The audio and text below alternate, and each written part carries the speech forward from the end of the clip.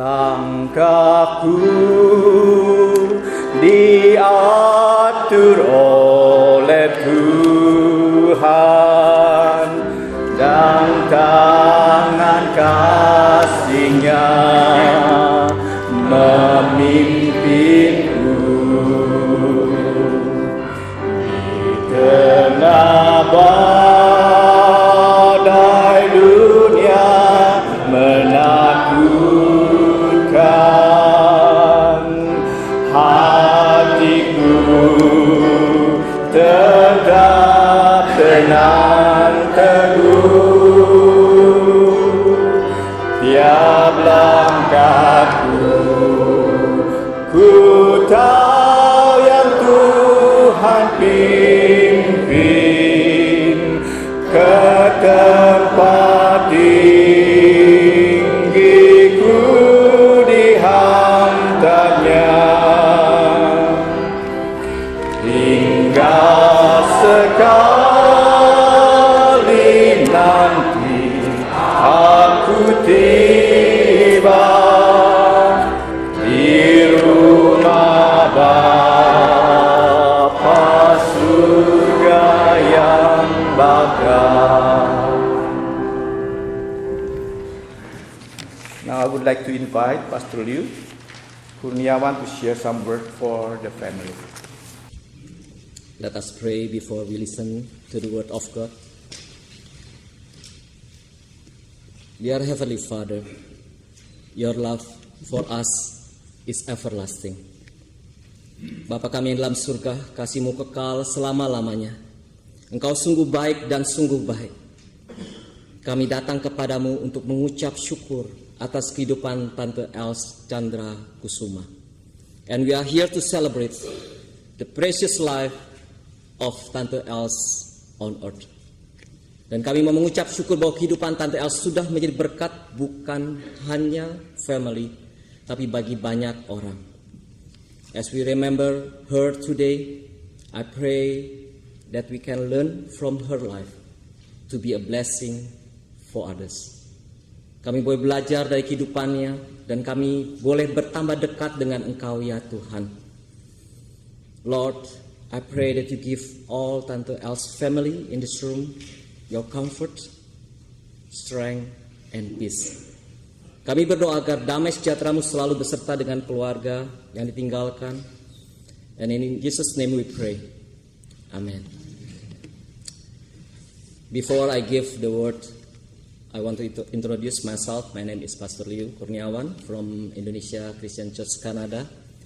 Dan saya atas nama ICCC, we want to express to the family our deepest sympathy in the loss of your beloved mom, mother-in-law, Liliana and Paul Tan, John and Hyang Chandra Kusuma, Susan and Kuswan Ho, Inge and Steve Chandra Wibowo beserta grandchildren and great grandchildren dan semua family dari keluarga besar Tante Els Chandra Kusuma.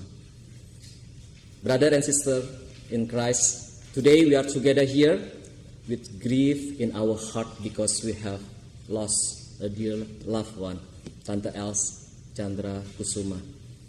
I always call Tante Els. Tante in Indonesia language, it means auntie in English. We come to celebrate of the life Tante Els, who was 103 years old. This is amazing and it is God's grace. Anugerah dari Tuhan di mana selama 103 tahun banyak kenangan-kenangan yang indah bersama Tante Els yang tak terlupakan selama hidupnya. Sejak Tante Els menikah, mulai punya anak, kemudian grandchildren, lalu punya great grandchildren. It is a such blessing from God. Each family have stories about their loved ones, and most of the time it is a tearfully joyful time of remembrance by the family. Tante Els as mom, grandma, great grandma. Saya mendengar dari Ci Inge sharing bahwa Tante Els landed di Kanada tahun 1983 bersama suami almarhum Hendrawan Chandra Kusuma yang awalnya ingin sekali tinggal di Belanda. She wanted to live in Holland because most of her kids live in Holland. But God has another plan for Tante Els' life. Tuhan punya rencana yang lebih indah dalam hidup Tante Els, di mana Tante Els bisa mengenali kasih Yesus Kristus di Kanada ini. A long time ago, before I became a pastor, I noticed that Tante Els was faithful when it came to attending church. Rajin sekali datang ke gereja, duduk sitting together with late Tante Masenggi, late Tante Motan, late Tante Wis, and other friends. Tante Els juga banyak ikut kegiatan senior fellowship. Saya melihat bahwa benih-benih firman Tuhan yang dibagikan itu nyata. Mungkin bagi banyak orang tidak merasa firman Tuhan itu hidup dan ajaib. Pada waktu kita datang kepada Tuhan di gereja, mendengar firman Tuhan, Roh Tuhan bekerja. When we come to God, we listen to the word of God. There is a blessing. And Holy Spirit's work at our life. Word of God is real and never fail. Roh Kudus itu lembut dan tidak memaksa orang untuk berubah. Sampai orang itu sadar dan menerima Yesus sebagai Tuhan dan Juru Selamat yang dikatakan born again, lahir baru. God is love. And God wants everybody to believe in His Son, Jesus Christ, as God and Savior. And that's what we call being born again. Tahun 1986, in 1986, because of God's grace, Tante Els and late husband received Jesus as their Lord and Savior and were then baptized. They began a new life, born again. Lahir baru, mengenal Yesus sebagai Juru Selamat dan Tuhan pribadi. They put their trust in Jesus Christ to be their Savior and Lord, beginning a new spiritual life. I believe that was God's love and mercy to them, di mana Tuhan punya rencana dan jalan yang terbaik bagi kehidupan Tante Els dan almarhum suami. Nothing is coincidence in this life. Tidak ada yang kebetulan dalam hidup ini. God is so good to those who believe in Him. Saat orang lahir baru, born again, tidak semua orang langsung bisa berubah. Ada proses untuk diperbaharui dan menjadi sempurna serupa dengan Yesus. After being born again, there is a process that God wants us to go through to renew our mind, to be sanctified and in the likeness of Jesus. Saya melihat Tante Els sebagai orang yang ramah, murah senyum, happy, dan mengucap syukur selalu. Her character was very friendly, happy, joy, and very grateful. Pertemuan terakhir, the last time I met Tante Els at Wisma was on February 2024 this year, celebrating her 103rd birthday. And I did Holy Communion with her. Berhubung Tante Els sudah nggak bisa ke gereja lagi, to remember the sacrifice of Jesus Christ that atoned for the sins of mankind. Last Friday, 20 September 2024. Tante Els went home to be with our Heavenly Father. Tante Els kembali ke rumah Bapa di surga. She has finished the race. Dia sudah menyelesaikan pertandingan dalam kehidupannya. And now she stands before Jesus, her Savior, in the presence of her loved one. Tante Els berdiri di hadapan Yesus Kristus, Juru Selamat pribadinya. In times like this, it is good that we are reminded that life on earth is temporary. Nobody live forever. and everybody will pass. Saat ini kita diingatkan bahwa kehidupan di dunia ini adalah sementara dan semua orang akan menghadapi kematian. Tidak ada pengecualian bahwa semua orang akan menghadapi kematian, baik orang kaya, miskin, tua, muda, perempuan, laki. Tidak ada orang yang tahu waktu kematiannya. Banyak orang di dunia melihat kematian sebagai hal yang menakutkan, yang mengerikan. Many people are scared about death. Even these people, when they know their death is near, they try to give their belonging to charity so they can go to heaven. Ketika orang kaya mengetahui ajalnya sudah dekat, mungkin karena penyakit yang tidak bisa disembuhkan, dia cepat-cepat berusaha membagikan uangnya kepada orang-orang sebagai amal agar orang itu bisa masuk ke surga. Suatu sudut pandang yang berbeda antara kematian yang menakutkan bagi orang dunia dengan kematian yang ditulis dalam firman Tuhan oleh Yohanes, Wahyu 14 ayat 13 dikatakan, berbahagialah orang-orang mati yang mati dalam Tuhan sejak sekarang ini. Sungguh kata Roh, supaya mereka boleh beristirahat dari jerih lelah mereka, karena segala perbuatan mereka menyertai mereka. A different point of view between a terrible death for secular words and the death written by the Apostle John in God's words in Revelation 13 verses 13. Blessed are the dead who die in the Lord from now on. Yes, says the Spirit, they will rest from their labor, for their deeds will follow them. Mengapa orang yang meninggal dalam Tuhan dikatakan berbahagia? Why blessed are those who die in the Lord? Because the Lord Jesus give assurance that God has prepared a place for us. John 14:2. My Father's house has many rooms. If that were not so, would I have told you that I'm going there to prepare a place for you. Tuhan Yesus telah memberikan jaminan yang pertama akan menyiapkan tempat bagi kita. Yohanes 14 ayat 2. Di rumah Bapakku banyak tempat tinggal. Jika tidak demikian, tentu aku mengatakan kepadamu, sebab aku pergi ke situ untuk menyediakan tempat bagimu.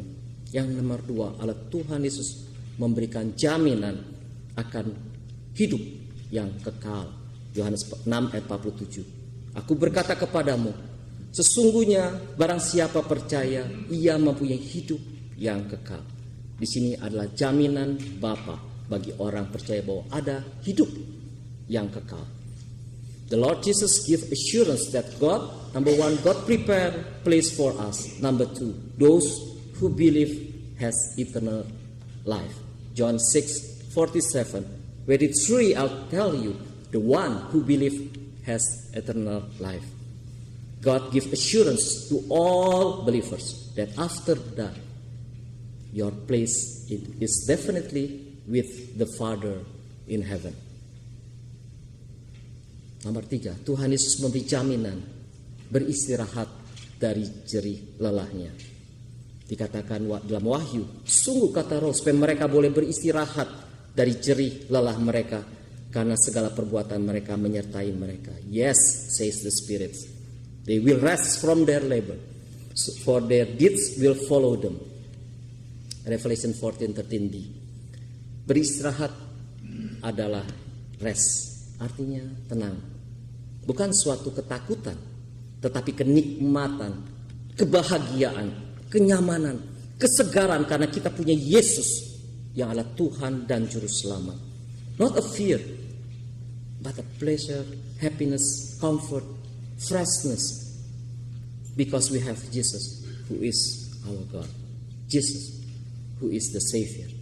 Tidak takut karena kita tahu Yesus adalah satu-satunya jalan kepada Bapa. Ini tidak dapat dibeli oleh uang atau kekayaan saudara-saudara. Uang tidak ada gunanya setelah orang mati. Money is useless after people die.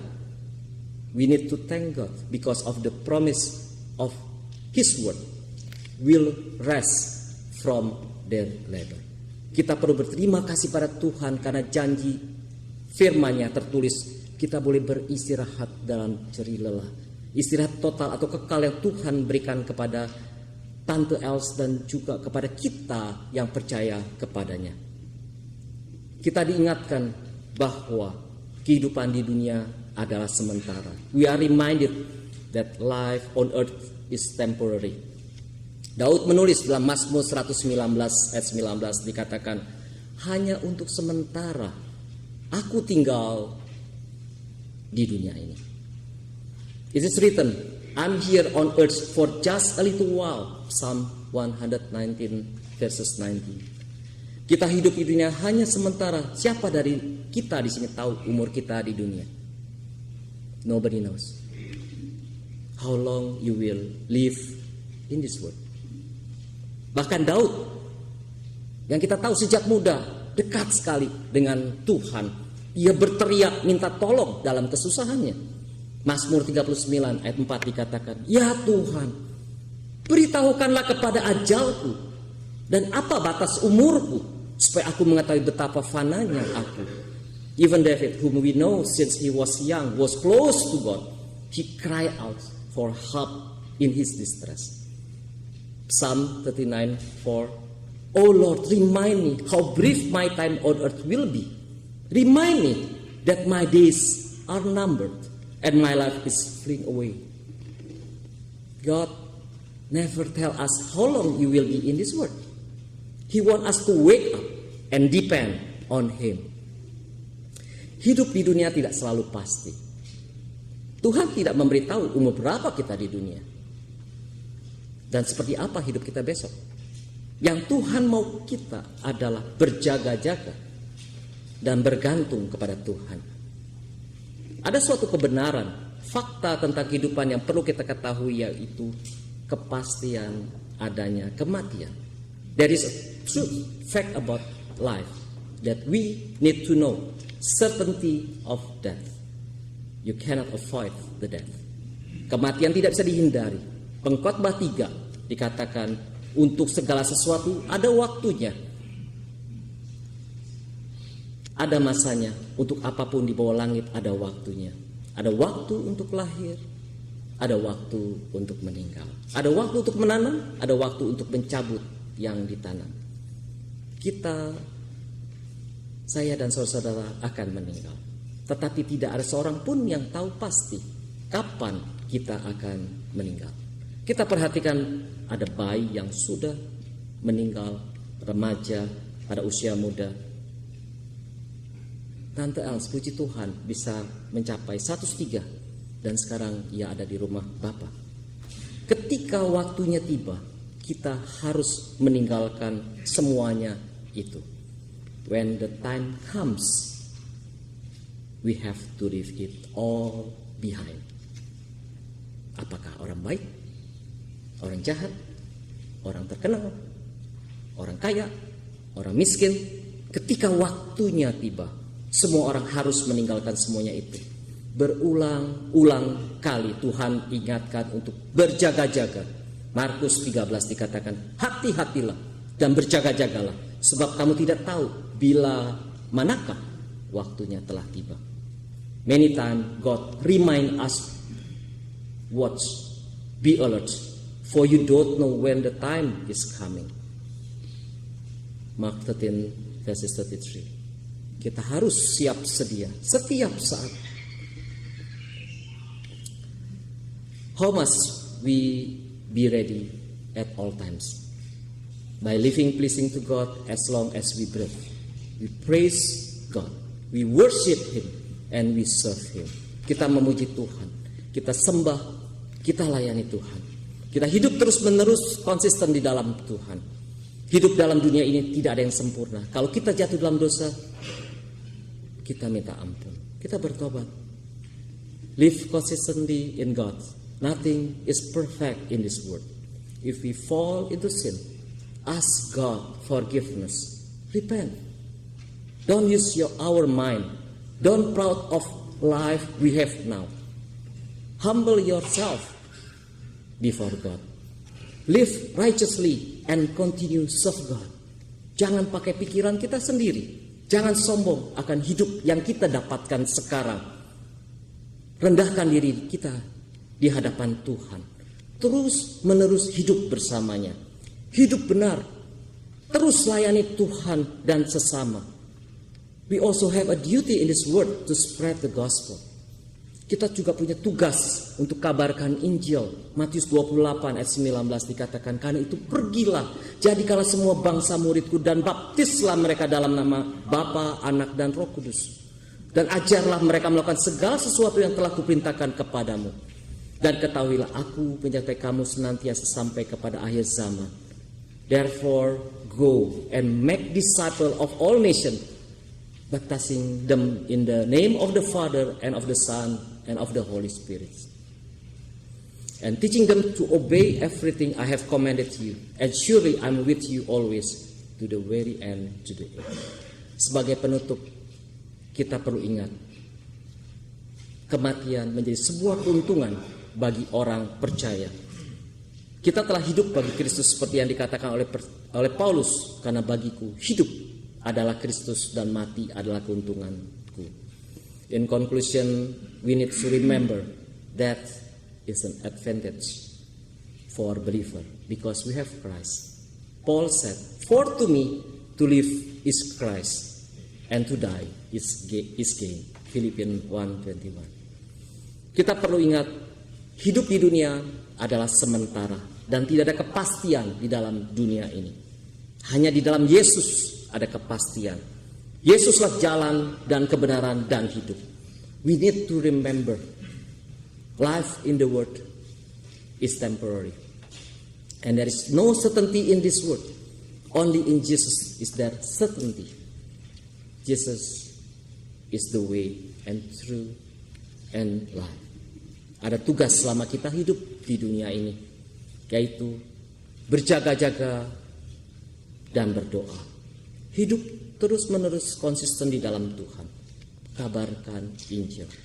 There is a duty as long as we live in this world. This is stay alert and pray. Living consistently with God. Spread the gospel.